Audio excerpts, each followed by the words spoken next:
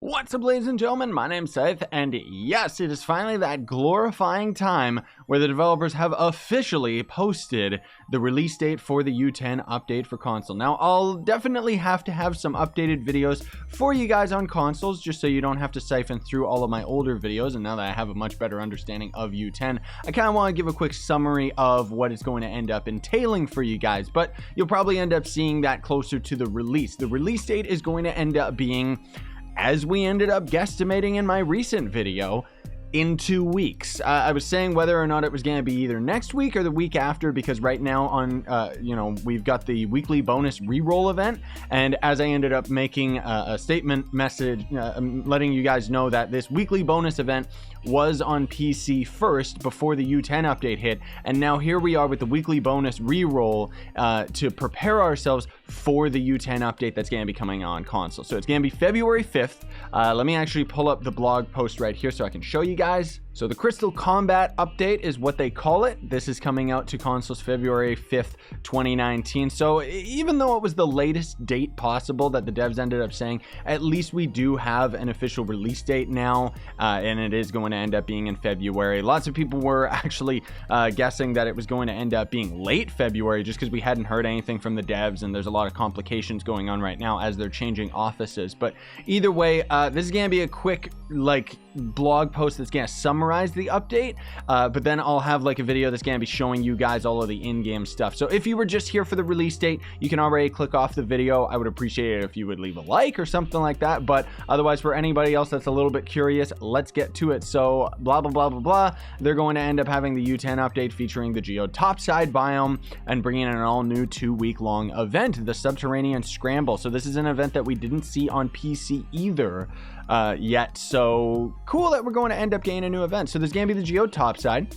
Basically, they say it's an over-glorified area, talking about 3 different new biomes, which no, there's only one new biome. They're not kidding us. It's just 3 different generations of one new biome.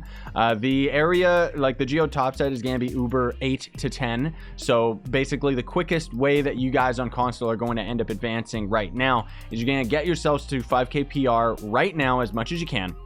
It's pretty easy to do, honestly. You just throw a bunch of gems on and level your characters up. And then you're going to hop into U8 so that you can immediately start farming to get yourself crystal gear. Because whether you guys are actually going for the different tiers of crystal rarity, because crystal gear is going to be an item that you can end up getting without any magic find. It's going to come in different forms. There's going to be crystal 1, 2, and 3. So crystal 2 you have to get out of U9. Crystal 3 you have to get out of U10.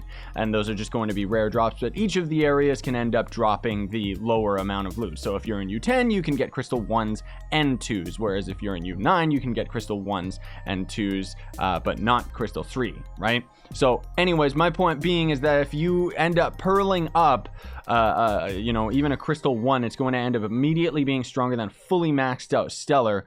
But then on top of that, I'd recommend that you guys want to hold on to all of the stellar items that you have right now, because when this update ends up hitting, you are going to be able to loot collect stellar gear, and it's going to end up giving you any of the pearls that was already on the stellar gear. So even if you're trying to get rid of all your stellar gear, and you will eventually do this over time, you can end up getting fully maxed out 10 pearls off of all of your stellar. So don't loot collect them right now. Just loot collect them when the update ends up hitting. There's also going to be the 5-star dungeons, which is they're pretty bad, honestly speaking, because on PC anyways, you need a lot of jump to be able to handle these things. You need a lot of bombs to handle them, and on PC, I mean, we can just blast through most of the content. Not to say that console players can't, but generally it is going to be harder for console players to be able to complete these 5-star dungeons. Essentially what a 5-star dungeon is going to be 5 mini dungeons all rolled into one. So very, very fast for completing your weekly tomes, but then more so than that, when you end up completing 5-star dungeons, you're going to be able to get a new resource that is exclusively used not only for leveling up your crystal gear, but also used to craft an overabundance of the new items that are going to be in the Crystology crafting table. So they also mentioned that there's a light and dark stat. There is not. There's only a light stat that really affects us. Dark technically is a stat that only affects the enemies in the Geo Topside. So think of Ultra Shadow Towers. You know how we end up getting our damage numbers nerfed for the sake of the game being able to calculate, okay, You know, the game itself has its limitations in that it can only end up going to a certain amount of damage numbers before we would just be one-shotting everything in Ultra Towers. So this is why they end up going the approach of nerfing us and making our characters weaker when we're in Ultra Towers. So, you know, we theorized that this was what they were going to be doing with U10 because there is no other way that they could end up making Trove more difficult from this point on. And that's exactly what they ended up doing. There's technically a dark stat on the enemies in Geo Topside that essentially makes them the same as Ultra Shadow Tower enemies, and then the more light you have, the more damage you're going to have pierced through that. So I really don't know why they changed the stats to light and dark, because originally the light stat was actually the armor penetration stat that the devs were talking about months ago, and then they just decided to change it to light for some reason, and the dark stat was the armor stat that we were actually going to be able to get on Crystal Gear, but I guess they just decided against it last minute and then just decided to name it Darkness. I don't know why, but whatever. I guess it's a good thing because it means that my tutorials are that much more useful, right? But then, anyways, the Crystal rarity, a couple things to point out about Crystal is hats, faces, and weapons can end up getting... they can end up having magic find on them. So Crystal is a little bit different in that regard. And in regard to the second stat reroll event, you'll have to refer to my video that I just put out talking about how the second stat works on Crystal Gear. Basically, the second slot on Crystal Gear is going to be automatically filled with a light stat value, but then the third stat value itself is technically the second stat itself. So if your second stat on Stellar Gear is crit damage, that's just going to end up being your third stat on Crystal Gear. So it's kind of the exact same thing, but the stat is just moved down a little bit. So then there's the Subterranean Scramble event. So during this event, Trovians will work on behalf of Digsley to find out what happened to his shadow. Oh, okay. So this is the Digsley... yeah, the Groundhog Day thing. Earn Digsley tokens by doing repeatable daily adventures and exchange them for new goodies. Ew! I was hoping they weren't going to continue that stupid system, but I guess they're just going to keep with it. Now, one thing that I'm kind of speculating here is that years ago, somebody ended up making a Digsley mount that was essentially it was pre-bulldozer. So the bulldozer is a cash shot mount that you can end up getting that can destroy blocks in Club Worlds. Somebody ended up making kind of a Digsley bulldozer type of thing before that mount ended up getting added to the game. And lots of people kept saying, oh, we need that mount in the game. We need the Digsley mount in the game. It got accepted, but that was years ago. And the devs mentioned that they might end up giving it the same functionality as a bulldozer. Maybe not, but I'm wondering whether or not this event is going to end up actually giving us that mount, because it was really cool in that it was kind of like a tank Digsley, where half of it was actually underground, and it had really cool video effects and stuff. So hopefully we'll end up getting that out of this new event. But of course, you can expect me to end up putting an event video on this. That's going to end up being in 2 weeks. So obviously it doesn't matter that much right now. And then there's going to be the new Cosmic Gems. Now, there's a couple things to keep in mind with the gem system. I've already got plenty of videos that are talking about the new Cosmic Gems, including a new updated tutorial and everything like that. But just to give you guys a quick rundown, Contained Chaos Spark is going to end up randomizing one stat on your gear, right? So they're on your gems, not your gear. But they're also going to be adding the Chaos Flare, and this is going to cost you 2 Contained Chaos Spark. And basically what this is going to do is it's going to end up moving a pearl, like let's just say right here. We could end up using the Fuse Spark on this, and that would end up making this pearl go to either crit hit or physical damage. So you can actually use this to your advantage. This is pretty much the end game of Trove right here. You can use it to your advantage to end up getting 3 pearls on light, because that's essentially what you're gonna want to try and do with your Cosmic Gems. In short, is get as much light as possible so that you're gonna be able to farm U10 efficiently.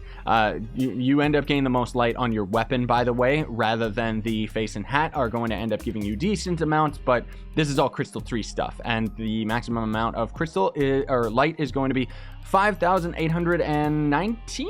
I'm pretty sure I'm maxed out. Either way, I'm still doing like, I think you can end up doing 38% of your total damage to the enemies in Geo Topside, which honestly speaking, depending on the character that you're using, is going to either be really, really easy for you or really, really difficult.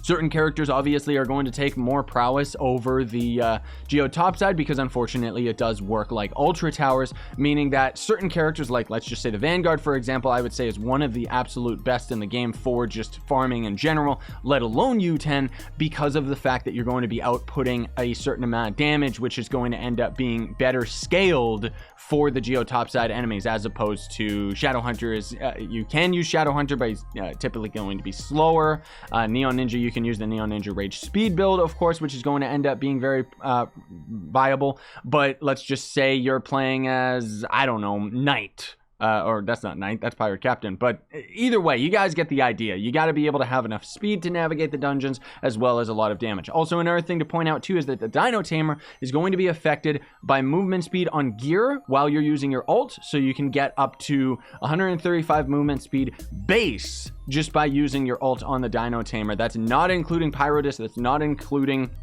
Trailblazing Emblem or anything like that. So you can end up making this guy go super duper fast. He might end up being one of the fastest farmers in the game right now. Moving on, there's going to end up being a couple new dragons. These will be affected by dragon effigies. However, I do have other videos that do talk about these guys more specifically, but this is going to be the dragon that you end up crafting with both a light and dark Pegasus egg. So you end up getting fragments for those eggs from light and dark chaos vaults, which you can end up crafting over at the chaotic crafting table, right?